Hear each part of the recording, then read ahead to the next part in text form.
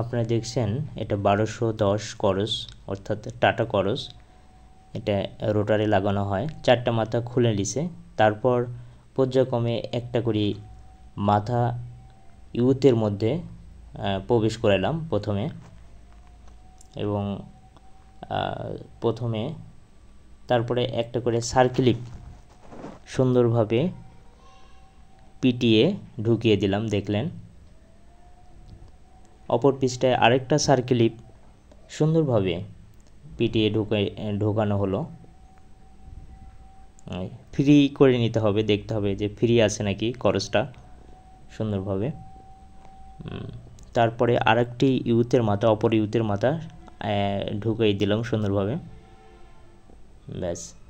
তারপরে আরেকটি করসের মাথা আমরা সুন্দরভাবে ইউথের মধ্যে প্রবেশ করালাম অপর পৃষ্ঠে, এবং এখানে একটি সার্কেলিপ ভিতরের সাইডে আরেকটি সার্কেলিপ সুন্দরভাবে পিটিয়ে ঢুকিয়ে দেওয়া হলো। অপোজিটে আরেকটি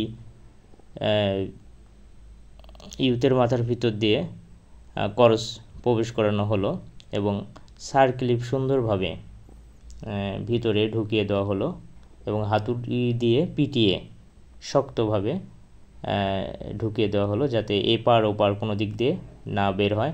সুন্দরভাবে আপনারা দেখলেন করস লাগানো কমপ্লিট হলো এবং ইউথের মাথাগুলো যাতে ফ্রি থাকে সেজন্য ঘোরানো হলো। আপনারা যেটা দেখলেন এটা 1210 অর্থাৎ টাটা করস, এটা সব জায়গায় পাওয়া যায়। আমাদের ভিডিওটি ভালো লাগলে লাইক, কমেন্ট অ্যান্ড সাবস্ক্রাইব করে আমাদের পাশে থাকুন। ধন্যবাদ।